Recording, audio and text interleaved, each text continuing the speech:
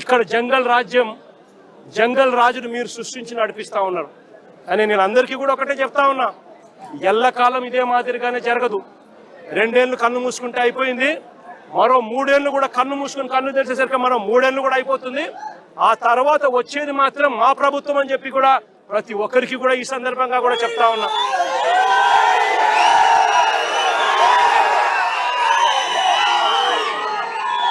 చంద్రబాబు నాయుడు గారికి చెప్తా ఉన్నాను, ఆయన కొడుకు చెప్తా ఉన్నాను, ఆయనకు కొమ్ము కాస్తా ఉన్నా ఆయన పార్టీ ఇతర పార్టీ నాయకులకు చెప్తా ఉన్నాను, ఆయనకు కొమ్ము కాస్తా ఉన్నా ఇలాంటి పోలీసు అధికారులకు కూడా చెప్తా ఉన్నాను.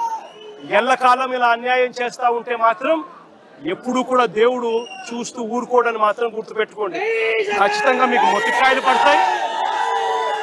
రేపు పొద్దున మా ప్రభుత్వం వచ్చిన తర్వాత వీటి అన్నిటి మీద కూడా ఎంక్వైరీలు వేస్తాము, వడ్డీతో సహా చెల్లిస్తారు అని కూడా ఈ సందర్భంగా అందరికీ కూడా చెప్తా ఉన్నాం. అందరినీ కూడా బోర్డులలో నిలబెడతాము, సాక్ష్యాలు ఆధారాలతో సహా యూనిఫామ్లు ఒక్కొక్కరికి కూడా ఇప్పించి వీళ్ళందరితో పాటు ఈ కాన్స్పిరసీలో భాగమైన ఇతర రాజకీయ నాయకులు ఎవరెవరైతే చేసినారో వాళ్ళందరినీ కూడా ఒక్కలో పెట్టి న్యాయం జరిగేట్టుగా వడ్డీతో సహా వీళ్ళంతా కూడా చెల్లించే పరిస్థితి కూడా వస్తుందని కూడా ఈ సందర్భంగా ప్రతి ఒక్కరికి కూడా హెచ్చరిస్తా ఉన్నా. జరుగుతూ ఉన్నది విషపూరిత విత్తనాలు నాటుతా ఉన్నారు. దయచేసి ఈ విషపూరిత విత్తనాలు నాటడం ఇప్పటికైనా ఆపండి. ఇది గన ఆపకపోతే గన రేపొద్దున ఈ విషపూరిత విత్తనాలు మీరొక్కరికే మీకు మాత్రమే వర్తిస్తాయని అనుకోవాకండి. ఈ రోజు వైఎస్ఆర్సీపీకి సంబంధించిన ప్రతి గ్రామ స్థాయిలో కూడా ప్రతి కార్యకర్త కూడా దెబ్బతినున్నాడు, ప్రతి నాయకుడు దెబ్బతినున్నాడు. మీరు చేస్తా ఉన్న అన్యాయానికి వీళ్ళంతా కూడా దెబ్బతిని ఉన్నారు. వీళ్ళంతా రేపొద్దున మా ప్రభుత్వం వచ్చినప్పుడు వీళ్ళంతా కూడా మీ విషపూరిత విత్తనాలు ఆ రోజు పెద్ద చెట్లు అయినప్పుడు వీళ్ళు గల స్పందించే తీరు స్పందిస్తున్నప్పుడు మీకేం జరుగుతుంది అని కూడా ఆలోచన చేసుకోమని చెప్పి చంద్రబాబు నాయుడు గారిని గట్టిగా హెచ్చరిస్తా ఉన్నా. ఇప్పటికైనా బుద్ధి జ్ఞానం తెచ్చుకోండి. దేవుడు అంటే భయము భక్తి తెచ్చుకోండి. దేవుడు అంటే భయము భక్తితో బుద్ధి జ్ఞానంతో మంచి పరిపాలన ఇచ్చి ప్రజలకు మేలు చేసి వాళ్ళ గుండెల్లో స్థానం సంపాదించుకునే కార్యక్రమం చంద్రబాబు నాయుడు గారు చేయాలి. చేతనైతే సూపర్ 6లు సూపర్ 7లు ఇటువంటివన్నీ కూడా అబద్ధాలు చెప్పకుండా మోసం చేయకుండా ప్రజలకు మంచి చేసి ఇచ్చే కార్యక్రమం చేయండి. మీ పుణ్యాన అని చెప్పి నిర్వీర్యమైపోయిన స్కూళ్లను బాగు చేయండి. ఫీజు రీయింబర్స్మెంట్ బకాయిలు 8 క్వార్టర్లు పిల్లలకి ఇంతవరకు ఇలా పిల్లలు చదువులు మానేస్తా ఉన్నారు. వాళ్ళ పరిస్థితి గమనించి వాళ్ళ చదువులను ఆదుకునే కార్యక్రమం చేయండి. రిటైర్డ్ అయిన తర్వాత కూడా ఆ విధంగా మీరు అంటే మాజీ ముఖ్యమంత్రిగా పనిచేసిన మీరు 5 సంవత్సరాలు ఈ రాష్ట్ర ముఖ్యమంత్రిగా ఉండి కూడా ఈరోజు ఈ విధంగా మాట్లాడుతుంటే అది చాలా దురదృష్టకరంగా ఆంధ్రప్రదేశ్ పోలీస్ అధికారుల సంఘం భావిస్తూ ఉన్నది. ఎందుకంటే మీరు ఈ విధంగా మాట్లాడటం వల్ల మీరే వీళ్ళు ఈ విధంగా మాట్లాడితే మీ కింద వాళ్ళు ఇంక ఎలా మాట్లాడతారో ఒకసారి మీరు మననం చేసుకోవాలి.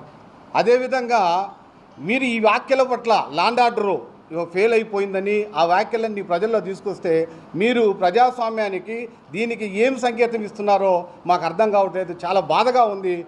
మీ వ్యాఖ్యలు మా ఆత్మధైర్యాన్ని మనోభావాల్ని దెబ్బతీసే విధంగా ఉన్నాయి కాబట్టి మీ వ్యాఖ్యలను వెనక్కి తీసుకోవాలని చెప్పేసి ఆంధ్రప్రదేశ్ పోలీస్ అధికారుల సంఘం నుంచి మీకు విజ్ఞప్తి చేస్తూ ఉన్నాం.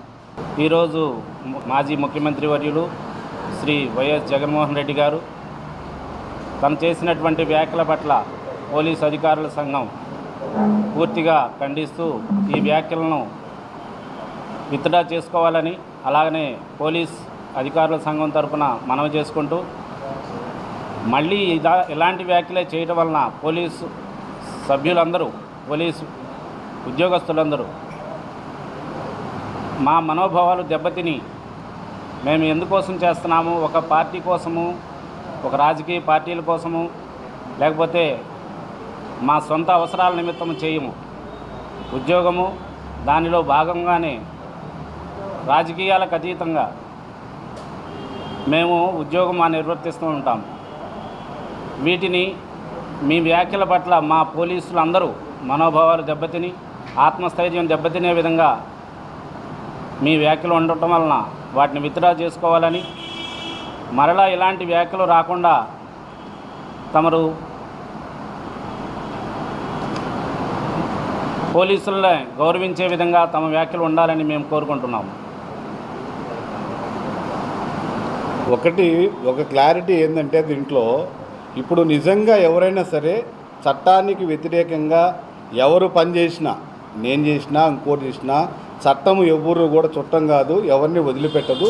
ఆ చట్టానికి సంబంధించి దాని మీద సంబంధించి ఏదైనా చేసుకోవచ్చు. కానీ ఇలాంటి బెదిరింపు వ్యాఖ్యలు చేయడం వల్ల ఏమవుతుంది, పోలీస్ వ్యవస్థ ఆత్మస్థైర్యం దెబ్బతిని అది వేరే విధంగా సమాజం మీద పడకూడదని చెప్పి ఈ సందర్భంగా మీకు మరొకసారి విజ్ఞప్తి చేస్తాను.